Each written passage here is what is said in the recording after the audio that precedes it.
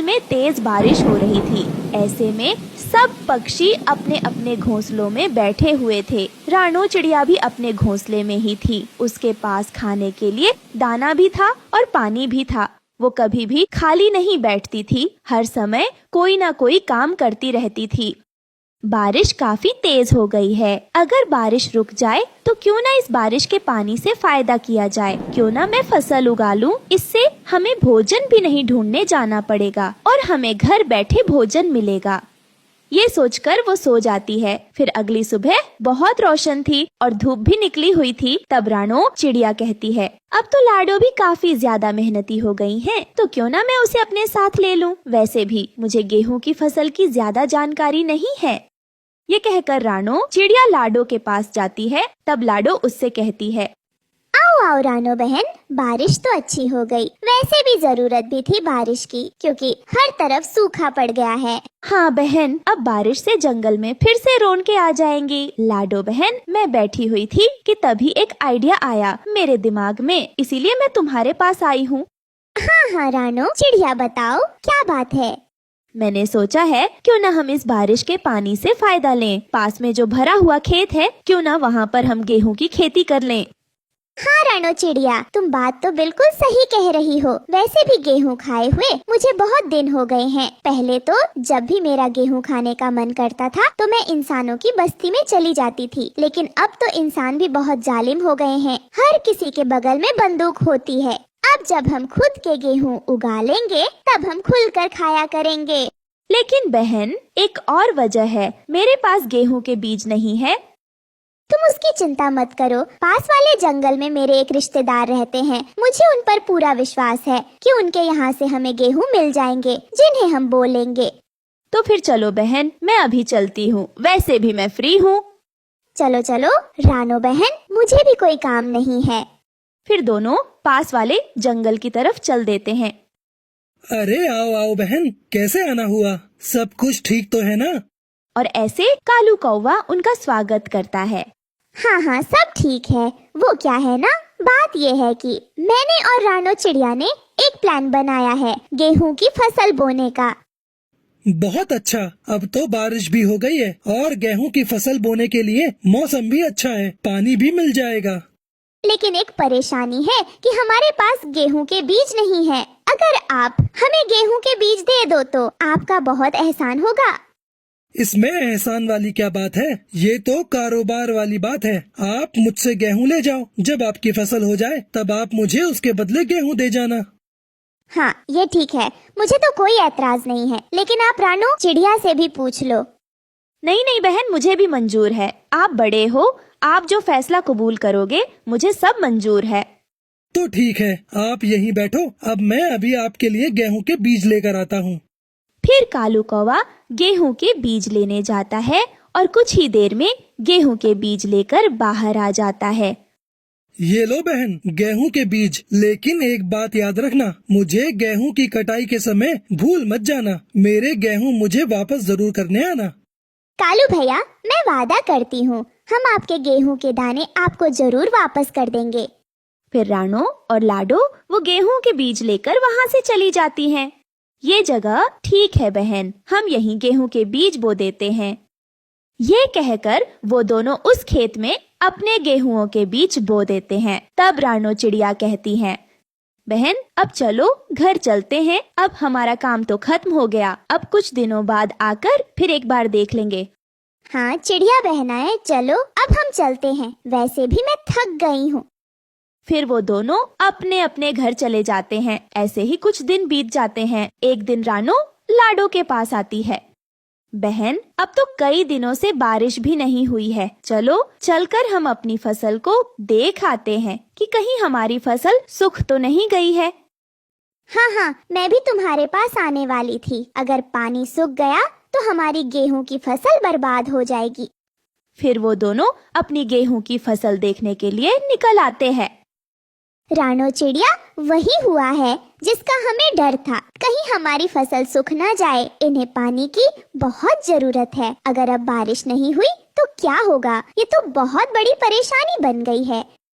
लेकिन तुम चिंता मत करो, मैं दक्षिण की तरफ जाती हूँ और बादलों से मिलकर आती हूँ और उनसे पूछती हूँ कि कब वो हमारे जंगल में आकर बारिश कर रहे हैं।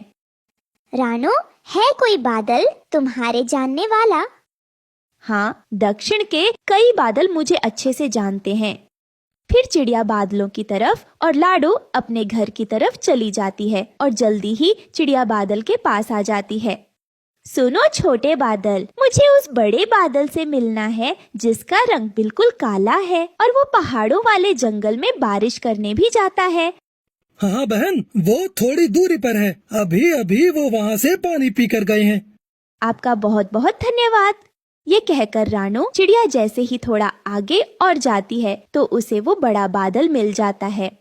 रानो हो ना तुम, और दूसरे वाले जंगल से आई हो, मैं जानता हूँ तुम्हें। आपका बहुत बहुत धन्यवाद जो आपने मुझे पहचान लिया। बताओ रानो, कैसे आना हुआ? बादल भैया, वो क्या है ना, मैंने गेहूं के बीज बोए थे। जब आप पहले बारिश बरसाकर आए थे तो हमने बो दिए थे। हम बारिश करते ही इसलिए हैं कि ताकि दूसरे फायदा उठा सकें। लेकिन अब मेरी फसल सूखने वाली है, इसलिए मेरी विनती है आपसे कि आप मेरे साथ चलकर वहाँ पर बारिश कर सकें। चिड़िया, तुम बिल्कुल सही वक्त पर आई हो, वरना मैं ढेर सारा पानी पीकर पश्चिम वाले जंगल में जाने ही वाला था। चलो, अब मैं तुम्हारे साथ चलता हूँ। आपका बहुत बहुत धन्यवाद।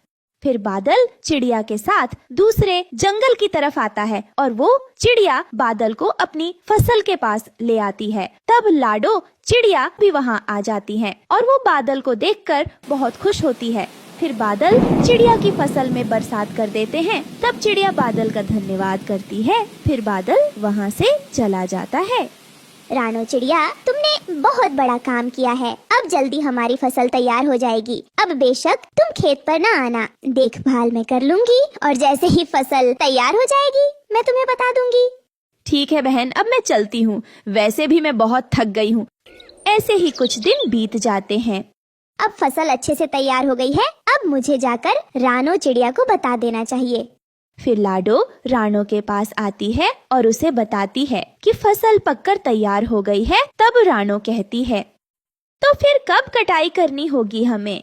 रानो चिड़िया, आज ही कटाई कर लेते हैं। तुम जाओ, जाकर फसल काटो। तब तक मैं उस कालू कौवे को बुला लाती हूँ, क्योंकि उसके बीज के बदले गेहूँ भी तो वापस करने हैं।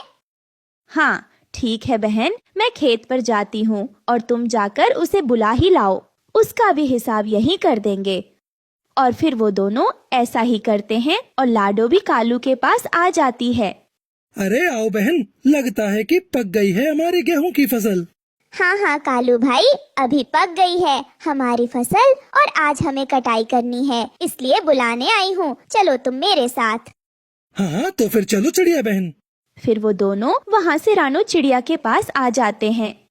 अरे वाह रानो चिड़िया, तुमने तो गेहूं की कटाई भी कर ली। अब लाओ चलो, मेरे गेहूं मुझे वापस कर दो। फिर रानो चिड़िया कालू से जितने उससे गेहूं के लिए दाने लेकर आई थी, उससे थोड़े ज्यादा उसे गेहूं दे देती है।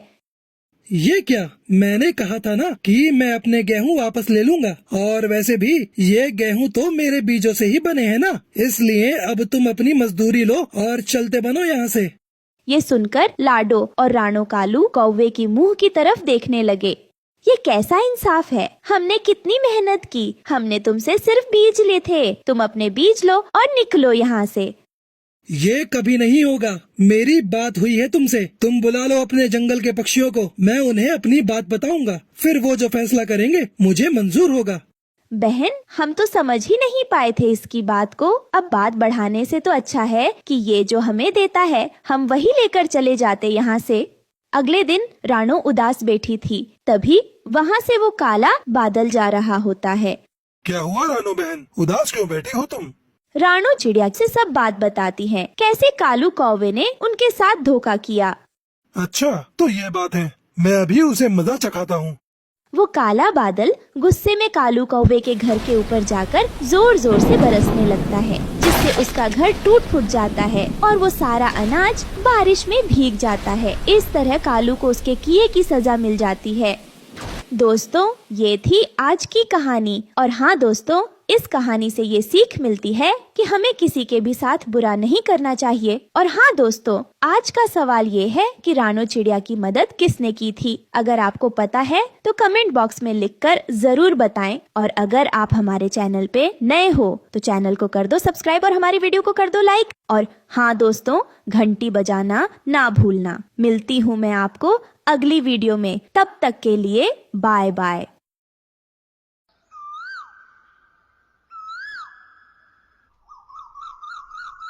चील अंकल मुझे छोड़ दो, प्लीज शिकारी चाचा मुझे छोड़ दो। मेरी मम्मा मेरे लिए भोजन लेने गई है। अगर मैं उन्हें घोंसले में नहीं मिलूंगी तो वो बहुत परेशान हो जाएंगी। प्लीज शिकारी चाचा मुझे छोड़ दो। दागी चिक्की, अरे ऐसे कैसे छोड़ दूं? इतनी तेज बारिश में बड़ी मुश्किल से तो तू मुझे खाने के लिए मिली है दागी चिक्की, और तू कहती है कि मैं तुझे छोड़ दूं? मैं तुझे नहीं छोड़ूंगा दागी चिक्की। ये कहकर गिद्ध रानो चिड़िया की बेटी को मारकर खाने लगता है और खाकर वहाँ से चला जाता है। मेरी बच्ची मेरी इकलौती बच्ची थी और वो जालिम शिकारी उसे भी मारकर खा गया। मेरी बच्ची, अब मैं उसके बिना कैसे रहूंगी? रानो चिड़िया का जंगल बहुत सुंदर था। उस जंगल में खाने पीने की कोई कमी नहीं थी। शायद यही वजह थी कि जंगल के सभी बच्चे बहुत प्यार से रहते थे। वो सभी साथ मिलकर भोजन लेने जाते थे और फिर रात में इकट्ठे होकर सभी गप्पे लड़ाते थे। लेकिन अब उनकी ये खुशियाँ ज्यादा दिनों तक रहने वाली नहीं थी, क्योंकि आज उस जंगल में एक जालिम शिकारी गिद्ध ने अपना बसेरा कर लिया था। दागी चिक्की, ये जंगल तो कितना हरा भरा है। यहाँ तो मुझे मांस भी बहुत जल्दी मिल जाया करेगा। दागी चिक्की, आज तो मैं सफर से थका हुआ हूँ। कल से मैं सुबह सवेरे जाऊंगा अपने शिकार के लिए, जब पक्षी भोजन की खोज में चले जाएंगे। दागी चिक्की। ये कहकर वो शिकारी सो जाता है और फिर सुबह भी हो जाती है। दोस्तों, आज तो हम सब झरने की तरफ जाएंगे क्योंकि मेरा फूल देखने का बहुत मन कर रहा है। ये कहकर सभी पक्षी झरने की तरफ चले जाते हैं, लेकिन वो बेचारे पक्षी ये क्या जानते थे कि आज वो अपने घोंसलों को उस जालिम शिकारी के भरोसे छोड़कर जा रहे हैं। दागी चिक्की, चलो अब अच्छा मौका है। सभी पक्षी चले गए होंगे अपनी भोजन की खोज में। किसी का बच्चा तो मिल ही जाएगा घोंसले में। अगर किसी का अंडा मिल जाएगा तो भी काम चल जाएगा। दागी चिक्की।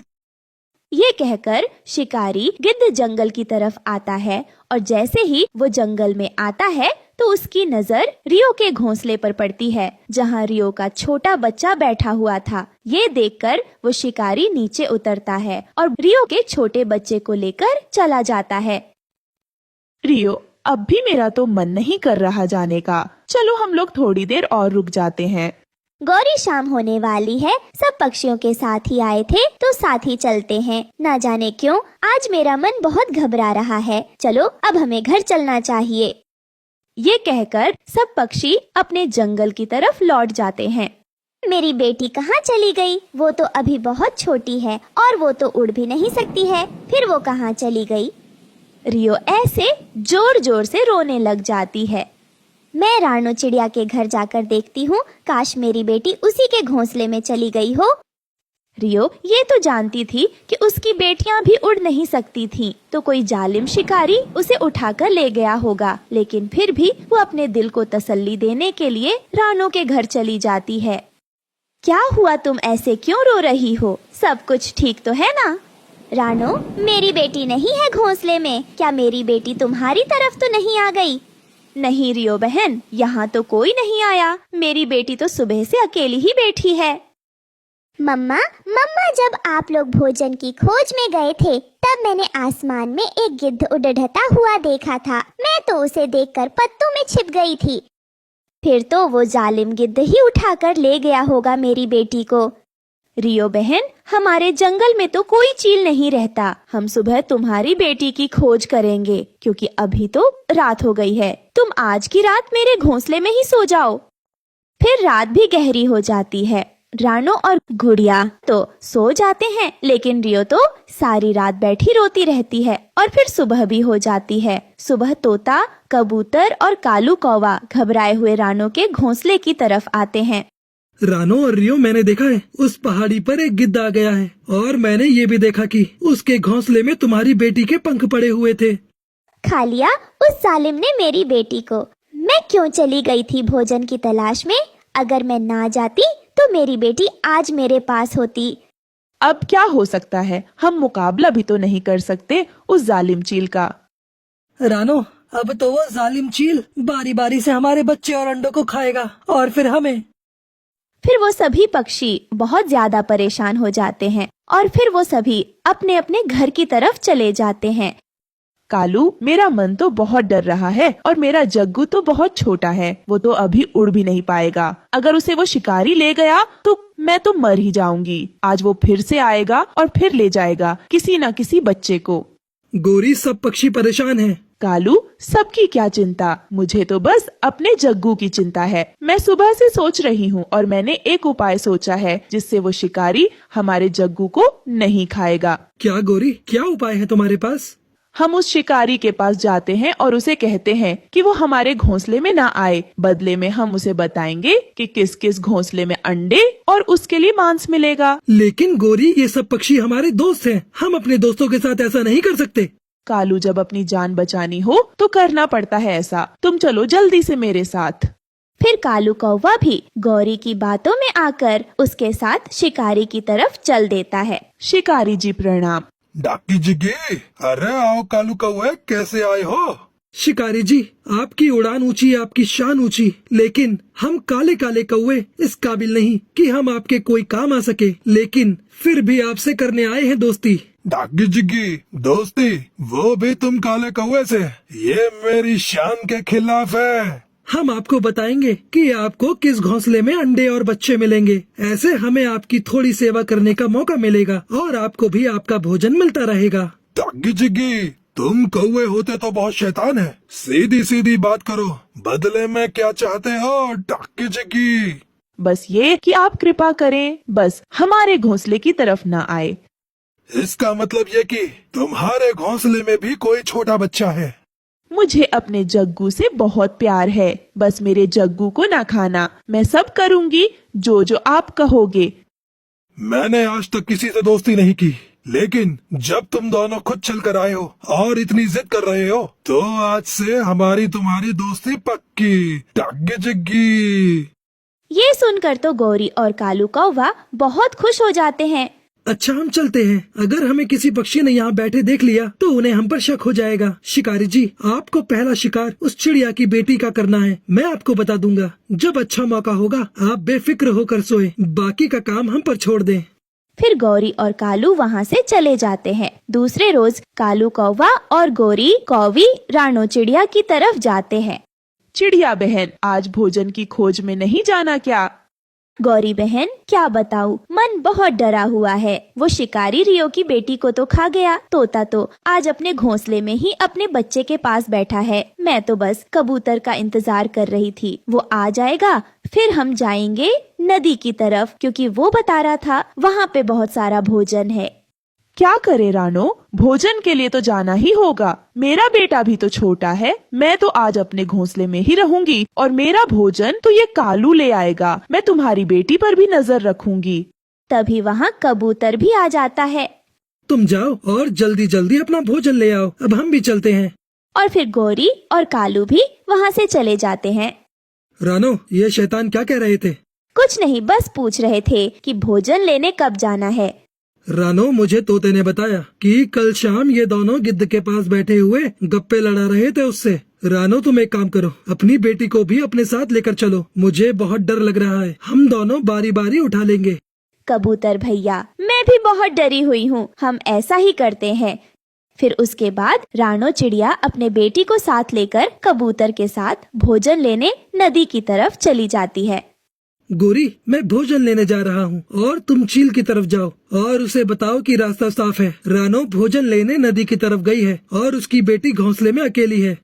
फिर कालू कौवा वह भोजन लेने चला जाता है और गौरी कौवे शिकारी को बताने के लिए उसकी तरफ जाती है। लेकिन गौरी कौवी ये नहीं जानती थी कि आज रानो चिड़िया अपनी बेटी को भोजन लेने साथ ही लेकर गई है। वो तो गिद्ध के पास आ जाती है। जल्दी से जाइए, आपका शिकार तैयार है। रानो चिड़िया की बेटी घोंसले में अकेली है और रानो चिड़िया भोजन लेने नदी की तरफ गई है। डाकी जिग्गी, ये हुई ना बात, तुम तो मेरी बहुत अच्छी दोस्त हो। ये कहकर शिकारी गिद्ध रानो के घर की तरफ चला जाता है। मुझे भी बहुत भूख लगी है, मैं भी कहीं से फल वगैरह ढूंढकर खा लेती हूँ, क्योंकि अब शिकारी मेरे घोंसले की तरफ तो जाएगा नहीं। फिर गौरी फल ढूंढने चली जाती है और जैसे ही शिकारी रानो के घोंसले में आता है तो देखता है कि वहाँ तो कुछ भी नहीं था। ये देखकर उसे गुस्सा आ जाता है। फिर वो थोड़ा आगे बढ़ता है तो देखता है कि एक तोते के घोंसले में बच्चा तो था, लेकिन तोता तो उसी की तरफ देख रहा था। मैं कल शाम से भूखा हूँ और इन कौवे ने मेरे साथ मजाक किया है। डाकी जिग्गी मुझसे झूठ बोला है। मुझे बहुत भूख लगी है। मैं एक काम करता हूँ, कौवे के घोंसले की तरफ ही चला जाता हूँ। डाकी जिग्गी, वहाँ तो मांस पक्का मिल जाएगा। जग्गू नाम है मेरे आज के शिकार का। डाकी जिग्गी। ये कहकर गिद्ध कौवों के घोंसले में आ जाता है और वो गोरी कौवी के बेटे जग्गू को मारकर खाने लगता है। दोस्तों, ये थी आज की कहानी। और हाँ दोस्तों, इस कहानी से ये सीख मिलती है कि हमें हर मुसीबत का बड़ी ही समझदारी से सामना करना चाहिए। और हाँ दोस्तों, आज का सवाल ये है कि गौरी ने क्या प्लान बनाया था अपने बच्चे को बचाने के लिए।